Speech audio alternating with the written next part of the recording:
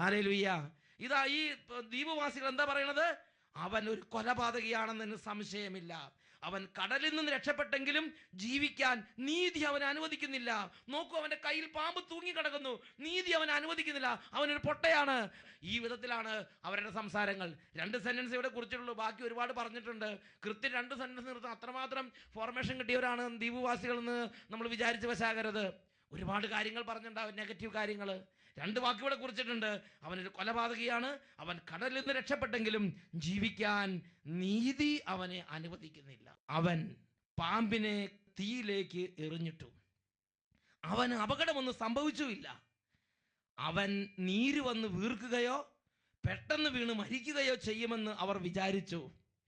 ഏറെ നേരം കഴിഞ്ഞിട്ടും അവൻ അത്യാഹിതമൊന്നും സംഭവിക്കുന്നില്ലെന്ന് കണ്ടപ്പോൾ അവർ അഭിപ്രായം മാറ്റുകയും അവൻ ഒരു ദേവനാണെന്ന് പറയുകയും ചെയ്തു. ഇപ്പൊ നേരെ തിരിഞ്ഞ്, പ്രിയപ്പെട്ട ദൈവമക്കളെ, ഞാൻ നിങ്ങൾ മനസ്സിലാക്കേണ്ട ഒരു കാര്യമുണ്ട്. ദൈവത്തോട് കൂടെ 24 മണിക്കൂറും എല്ലാ സെക്കൻഡിലും ദൈവത്തോട് കൂടെ നടക്കുന്നൊരു വ്യക്തിയാണെങ്കിലും അവരുടെ ജീവിതത്തിലും തകർച്ചകൾ, അനർത്ഥങ്ങൾ, പട്ടിണി, ശത്രുപീഡ, തടസ്സങ്ങൾ, ബുദ്ധിമുട്ടുകൾ, ഇഞ്ചോടിഞ്ച് പ്രശ്നങ്ങൾ ഉണ്ടാകാൻ ദൈവമായ കർത്താവ് അനുവദിക്കും. Praise the Lord.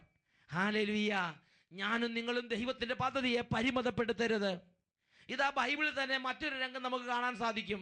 അത് ജെറമിയ പ്രവാചകന്റെ പുസ്തകത്തിലാണ്. ജെറമിയ പ്രവാചകന്റെ പുസ്തകത്തിൽ ജെറമിയയുടെ ജീവിതം എടുത്ത് നോക്കുക.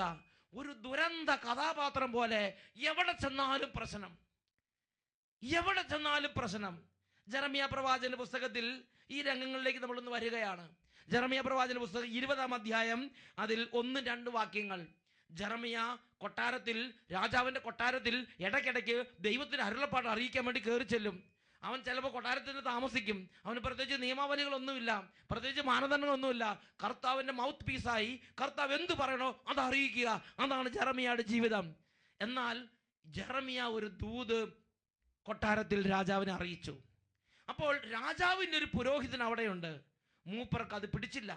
ഉടനെ എന്ത് ചെയ്തെന്നറിയാവോ? അതാണ് ജെറമിയ 20-ാം അധ്യായം 1 മുതലുള്ള വാക്യങ്ങൾ.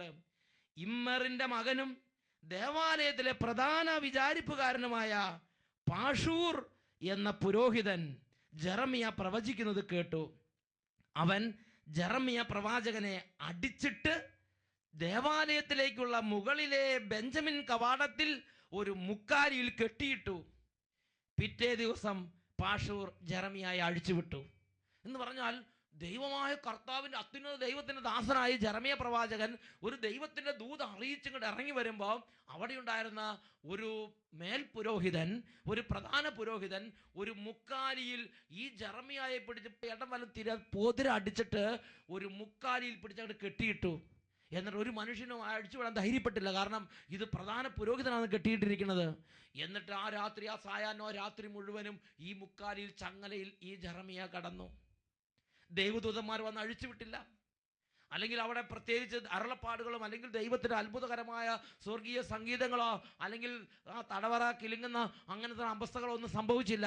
ഒരു സാധാരണ മനുഷ്യനെ പോലെ ഈ ശത്രു പീഡയ്ക്ക് വിധേയനായി ജെറമിയ ഞെരുങ്ങിയും ശരീരത്തിൽ വേദനിക്കുന്നവനായി ജെറമിയ ആ മുക്കാലിയിൽ ചങ്ങലയിൽ തൂങ്ങിക്കിടന്നു. പിറ്റേ ദിവസം വന്ന് പാഷൂർ തന്നെ, ഈ ശത്രു തന്നെ വന്ന് അവന് തോന്നി പഴിച്ചു വിട്ട്.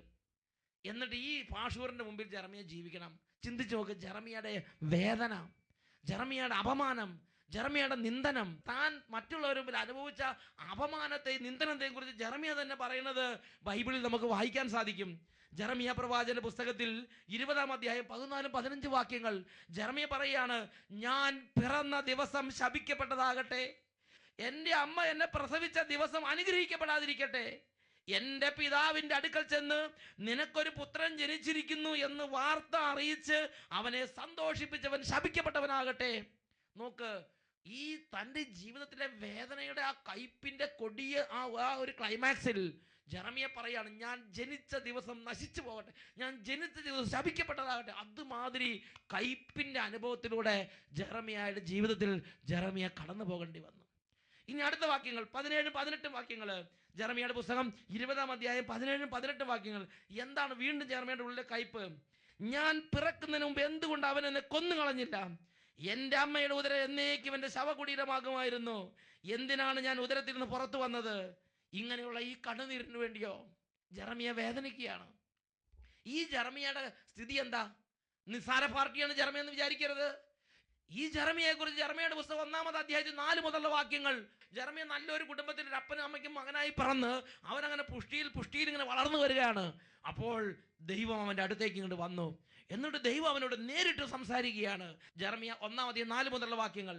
മാതാവിൻ്റെ ഉദരത്തിൽ നിനക്ക് രൂപം നൽകുന്നതിന് മുമ്പേ ഞാൻ നിന്നെ അറിഞ്ഞു, ജനിക്കുന്നതിന് മുമ്പേ ഞാൻ നിന്നെ വിശുദ്ധീകരിച്ചു. നോക്ക്, ഈ ഭൂമിയിലേക്ക് ഒരു ഉരുവാകുന്നതിന് ജനിക്കുന്നതിന് മുമ്പ് തന്നെ വിശുദ്ധീകരിച്ച് വിശുദ്ധിയുടെ പൂർണ്ണതയിലുള്ള ഒരു ജന്മമാണ് ജെറമിയായ്ക്ക് ദൈവം അങ്ങോട്ട് കൊടുത്തത്. അതുപോലെ ആരുണ്ട്? അമ്മയുടെ ഉദരത്തിൽ ഉരുവാകുമ്പോൾ തന്നെ ദൈവം ഇടപെട്ട് സംസാരിച്ചുകൊണ്ടിരുന്നവൻ. 7 മുതലുള്ള വാക്യങ്ങള്. ഞാൻ അയക്കുന്നിടത്തേക്ക് നീ പോകണം, ഞാൻ കൽപ്പിക്കുന്ന എന്തും നീ സംസാരിക്കണം, നീ അവരെ ഭയപ്പെടരുത്, നിന്റെ രക്ഷയ്ക്ക് നിന്നോട് കൂടെ ഞാനുണ്ട്, കർത്താവാണ് ഇത് പറയുന്നതെന്ന് ഓർക്കുക. ഇത്രമാത്രം കർത്താവിന്റെ സാന്നിധ്യം കർത്താവ് ഉറപ്പിച്ച് പറഞ്ഞിട്ടാണ് ജെറമിയായി വിടുന്നത്. എന്നിട്ടാണ് മുക്കാലിൽ തൂങ്ങിക്കിടന്ന് അടികൊണ്ട് അവൻ കിടക്കുന്നത്. പ്രിയപ്പെട്ട സഹോദരങ്ങളെ, ഇത് ജെറമിയയുടെ മറ്റൊരു അനുഭവം കൂടെ ബൈബിളിലുണ്ട്. ജെറമിയയുടെ പുസ്തകത്തിൽ 38-ാം അധ്യായത്തിൽ 1 തൊട്ട് 13 വരെ തിരുലിഖിതങ്ങൾ. ജെറമിയയുടെ പുസ്തകം 38-ാം അധ്യായം 1 തൊട്ട് 13 വരെ തിരുലിഖിതങ്ങൾ. ഒരു ദിവസം കൽദായ രാജാവ് ബാബിലോൺകാരുമായി യുദ്ധത്തെക്കുറിച്ച് ദൈവത്തിന്റെ അരുളപ്പാടുകൾ ഇതാ ഇസ്രായേൽ രാജാവിനെ അറിയിച്ചിട്ട്, ദൈവജനത്തിന്റെ രാജാവിനെ അറിയിച്ചിട്ട് കൊട്ടാരത്തിൽ നിന്നിങ്ങോട്ട് ഇറങ്ങി വരുമ്പോൾ അവിടുത്തെ പ്രധാനിമാരും പ്രഭുക്കന്മാരും പണക്കാരും പ്രഭുക്കന്മാരും പ്രധാനികളെല്ലാം കൂടെ ചേർന്നിട്ട് ജെറമിയായെ പിടിച്ച് അങ്ങോട്ട് കഠിനമായി അങ്ങോട്ട് മർദ്ദിച്ചിട്ട് അവനെ ഇതാ ഒരു കിണറ്റിലേക്ക് അങ്ങോട്ട് കെട്ടിത്താഴ്ത്തിയിട്ട്. ബൈബിളിൽ നമ്മൾ വായിക്കുന്നത് 38-ാം അധ്യായം 6 മുതലുള്ള വാക്യങ്ങൾ. അവർ ജെറമിയായെ കാവൽപ്പുരയുടെ മുറ്റത്തുണ്ടായിരുന്ന കിണറ്റിലേക്ക് ഇറക്കി രാജകുമാരൻ മൽക്കിയായുടെ കിണർ എന്നറിയപ്പെടുന്ന അതിലേക്ക് അവനെ കയറിൽ കെട്ടിത്താഴ്ത്തി. കിണറ്റിൽ ചെളിയല്ലാതെ വെള്ളമില്ലായിരുന്നു. ജെറമിയ ചെളിയിൽ പൂണ്ടുപോയി. നോക്ക്, പൂന്തൽ കണ്ടത്തിലേക്ക് അങ്ങോട്ട് താന്ന് മാകണ മാതിരി ജെറമിയ ഇതാ ചേറിനകത്തേക്ക് പോയിരിക്കുകയാണ്. ഇനി തല മാത്രം മുകളിലുണ്ടാകുമായിരിക്കും, എന്താണെന്നറിയാൻ പാടില്ല. വല്ലാത്ത വിധത്തിൽ അവൻ തകർന്ന് കിണറ്റിനുള്ളിൽ കിടക്കുകയാണ്. ആരുണ്ട് അവനെ രക്ഷിക്കാൻ? ഇടം വലം തിരിയുമ്പോൾ കണ്ടുകൊണ്ടിരുന്നവരാണ് ഇവനെ ഇപ്പം ഇങ്ങനെ ചെയ്തിരിക്കുന്നത്. അപമാനവും നിന്ദനവും സഹിച്ച് ഒരാൾ പോലും അവന് വേണ്ടി വാദിക്കാനില്ലാത്ത വിധം അവനങ്ങനെ ആ കൊട്ടാരത്തിൽ പീഡ സഹിച്ച്. പ്രിയപ്പെട്ട സഹോദരങ്ങളെ, തുടർന്ന് നമ്മൾ കാണുന്നത് 38-ാം അധ്യായത്തിൽ 11 മുതലുള്ള വാക്യങ്ങളിൽ കൊട്ടാരത്തിലെ പാവപ്പെട്ട മറ്റൊരു മനുഷ്യൻ, ഒരു എത്യോപ്യക്കാരൻ, ഒരു പരദേശി, ഒരു എത്യോപ്യക്കാരൻ, അവനിത് കണ്ടിട്ട് സഹിച്ചില്ല. അവൻ പോയി രാജാവിനോട് പറഞ്ഞ് അനുവാദം വാങ്ങി. അവൻ വേഗം ചെന്ന് മുറിയിൽ നിന്ന് കീറിയ പഴംതുണികളെല്ലാം എടുത്ത് അവൻ പോയി കയറിൽ കെട്ടി ജെറമിയായ്ക്ക് ഇറക്കി കൊടുത്തു. 11 മുതലുള്ള വാക്യങ്ങൾ. മുറിയിൽ നിന്ന് കീറിയ പഴംതുണികൾ എടുത്ത് അവൻ ജെറമിയായ്ക്ക് കിണറ്റിലേക്ക് കയർ വഴി ഇറക്കി കൊടുത്തു. ഈ പഴംതുണികൾ കക്ഷത്തിൽ വെച്ച് അതിന് പുറമെ കയറിടുക എന്ന് അവൻ ജെറമിയായോട് പറഞ്ഞു. ജെറമിയ അങ്ങനെ ചെയ്തു. അവർ ജെറമിയായെ കിണറ്റിൽ നിന്ന് കയറുകൊണ്ട് വലിച്ചു കയറ്റി. ജെറമിയ കാവൽപ്പുരത്താളത്തിൽ വാസം തുടർന്നു. നോക്ക്, ഈ കിണറ്റിൽ കെട്ടിത്താഴ്ത്തിയവരുടെ മുമ്പിൽ തന്നെ വീണ്ടും ജെറമിയ ജീവിക്കേണ്ടി വന്നു. ഇതുമാതിരി വേദനയും നിരന്തരം ശത്രുതയും വൈരാഗ്യവും കയ്പ് നിറഞ്ഞ പെരുമാറ്റങ്ങളും അനുഭവിച്ച് ഓരോ ദിവസങ്ങളും അനുഭവിച്ച് മുമ്പോട്ട് പോകേണ്ടി വന്ന ഈ ജെറമിയ, അവൻ ദൈവത്തിൻ്റെ കൂടെ ജീവിച്ചവനാണ്. ദൈവത്തിൻ്റെ കൂടെ ജീവിക്കുന്ന അവർക്ക് ബുദ്ധിമുട്ടുണ്ടാവുകയില്ല എന്ന് ചിന്തിക്കരുത്. അല്ലെങ്കിൽ എന്തെങ്കിലും തകർച്ച, ശത്രുപീഡ, പട്ടിണി, രോഗം, പരിത്യക്താവസ്ഥ, ആരും കൂടെ ഇല്ലാത്ത അവസ്ഥ, എല്ലാം തകർന്ന അവസ്ഥ വരുമ്പോൾ അത് ദൈവശാപമാണ്. പ്രിയ ദൈവമക്കളെ, അങ്ങനെ ചിന്തിക്കരുത്. ദൈവത്തിൻ്റെ കൈകളിലിരിക്കുന്ന പൊന്നോമനകൾക്ക് ദൈവം ഇതുപോലെ അനുവദിക്കും. Praise the Lord, hallelujah. ഈ ഒരു അനുഭവത്തിൽ നിന്നാണ് ജോബിന്റെ പുസ്തകത്തിൽ 19-ാം അധ്യായം 26-ാം വാക്യത്തിൽ ജോബ് പറയണത്, ശരീരം മുഴുവൻ ചീഞ്ഞ് അളിഞ്ഞ് പുഴു പിടിച്ച് ഞരച്ചിരിക്കുന്ന സമയത്ത് ഓടിന്റെ കഷ്ണമെടുത്ത് ഈ ചീഞ്ഞ ശരീരത്തെ ഇങ്ങനെ ചുരണ്ടി ഇരിക്കുമ്പോൾ ജോബ് പറയുകയാണ്. കൂട്ടുകാരെല്ലാവരും പറഞ്ഞു, ദൈവത്തെ ശപിച്ചു തള്ളി, നീ നിന്റെ സ്വന്തം വഴി നോക്ക്. ഉടനെ ജോബ് ഈ ചീഞ്ഞ ഈ അളിഞ്ഞു പിളിഞ്ഞിരിക്കുന്ന ശരീരം ഓടും കൊണ്ട് ചരണ്ടി ജോബ് പറയുകയാണ്, എൻ്റെ ചർമ്മം അഴുകിയില്ലാതായാലും ഈ മാംസത്തിരുന്ന് എൻ്റെ ദൈവത്തെ ഞാൻ ആരാധിക്കും. ജോബിന്റെ പുസ്തകം 19-ാം അധ്യായം 25-ാം തിരുലിഖിതം ഞാൻ നിങ്ങൾ ഹൃദയത്തിൽ അടിവരയിട്ട് സൂക്ഷിക്കണം. എനിക്ക് ന്യായം നടത്തി തരുന്നവൻ ജീവിക്കുന്നുവെന്നും അവൻ അവസാനം എനിക്ക് വേണ്ടി നിലകൊള്ളുമെന്നും ഞാൻ അറിയുന്നു. ദൈവത്തെ ആരാധിക്കുകയും ദൈവവചനം അനുസരിക്കുകയും ഈ വിശുദ്ധ ജീവിതത്തിന്റെ മാർഗത്തിലൂടെ നടക്കുകയും ചെയ്യുന്ന ഓരോ മകനും മകളും ഈ വചനം അടിവരയിട്ട് ഹൃദയത്തിൽ സൂക്ഷിക്കണം. എനിക്ക് ന്യായം നടത്തി തരുന്നവൻ ജീവിക്കുന്നുണ്ടെന്നും അവൻ അവസാനം എനിക്ക് വേണ്ടി നിലകൊള്ളുമെന്നും ഞാൻ അറിയുന്നു. എഴുന്നേറ്റ് നമുക്ക് പ്രാർത്ഥിക്കാം. എല്ലാവരും ഈ നിമിഷങ്ങൾ എഴുന്നേറ്റ് നിൽക്കുകയാണ്. മനസ്സിലെ ക്ഷീണങ്ങളെല്ലാം മാറട്ടെ. തെറ്റായ ബോധ്യങ്ങൾ, കീടബുദ്ധി, അന്ധകാര ചിന്ത, ദുർചിന്ത, ദുർബുദ്ധി, ദുർവിചാരങ്ങൾ യേശുനാമത്തിൽ വിട്ടുപോകട്ടെ. കരങ്ങൾ ഉയർത്തി സ്തുതിക്കുന്നു. Hallelujah, hallelujah. ഓ ദൈവമേ, തളർന്ന ജീവിതങ്ങളിലേക്ക് തേൻതുള്ളി പോലെ പുതിയ അഭിഷേകം നിറയട്ടെ കർത്താവേ. ഒരു പുതിയ ജീവൻ, ഒരു പുതിയ ഉണർവ്, ഒരു പുതിയ അഭിഷേകം കത്തിപ്പടരട്ടെ. Hallelujah, hallelujah, hallelujah, hallelujah. അങ്ങയുടെ പ്രിയപ്പെട്ട അങ്ങയുടെ വാത്സല്യ ബാധനങ്ങളെ കാലങ്ങളായി പീഡിപ്പിച്ചുകൊണ്ടിരിക്കുന്ന ദുർചിന്തയുടെയും തെറ്റായ ബോധ്യങ്ങളുടെയും അരൂപികളെ യേശുനാമത്തിൽ ബന്ധിക്കുന്നു. വിട്ടുമാറി പോകട്ടെ. Hallelujah, hallelujah. യേശുവേ, അങ്ങയുടെ ആത്മാവിന്റെ അഭിഷേകം നിറയട്ടെ, വചനത്തിന്റെ അഭിഷേകം നിറയട്ടെ, വിശുദ്ധിയുടെ അഭിഷേകം നിറയട്ടെ, കൃപയുടെ അഭിഷേകം നിറയട്ടെ, സൗഖ്യത്തിന്റെ അഭിഷേകം നിറയട്ടെ. Hallelujah, hallelujah. യേശുവേ ആരാധന, ആരാധന. യേശുവേ സ്തോത്രം, യേശുവേ നന്ദി, യേശുവേ സ്തോത്രം, യേശുവേ ആരാധന. Praise the Lord. Hallelujah. Hallelujah, Maranatha. Come, Lord Jesus.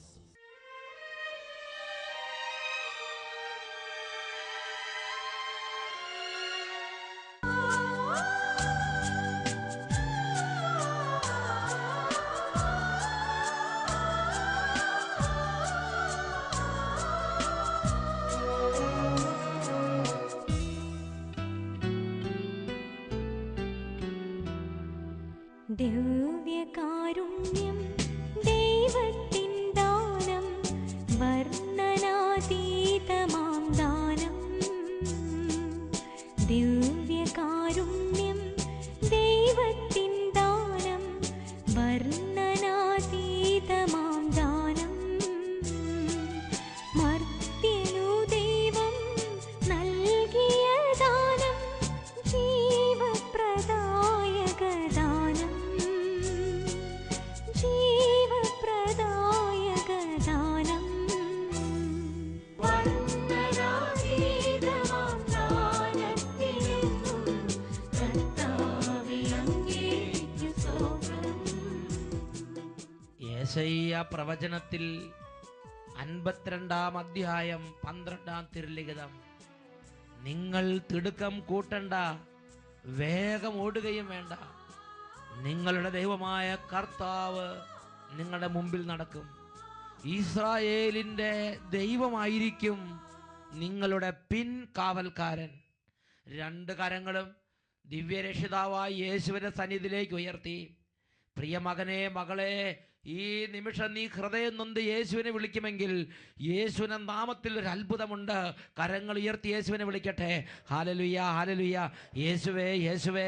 ഇപ്പോൾ കുടുംബങ്ങളിലേക്ക് അത്ഭുതകരമായ ഒരു ശക്തി വ്യാപരിക്കട്ടെ. മാറാ രോഗങ്ങൾ യേശുനാമത്തിൽ വിട്ടുമാറി പോകട്ടെ. Hallelujah, hallelujah. ഓ ദൈവമേ, ഈ കുടുംബങ്ങളിൽ കാലങ്ങളായി ഇവരുടെ ജീവിതത്തിൽ ഇവരെ കണ്ണുനീരിലേക്ക് ആഴ്ത്തിക്കൊണ്ടിരിക്കുന്ന എല്ലാ തകർച്ചയുടെ ശക്തികളും പരാജയ ശക്തികളും എല്ലാത്തരം ദുർശക്തികളും ചിന്താ മണ്ഡലത്തിലെ പീഡകളും യേശുനാമത്തിൽ വിട്ടുമാറി പോകട്ടെ. Hallelujah, hallelujah. യേശുവേ ആരാധന, ആരാധന. യേശുവേ ആരാധന, ആരാധന. Hallelujah, hallelujah. യേശുവേ സ്തോത്രം, യേശുവേ നന്ദി, യേശുവേ സ്തോത്രം, യേശുവേ ആരാധന.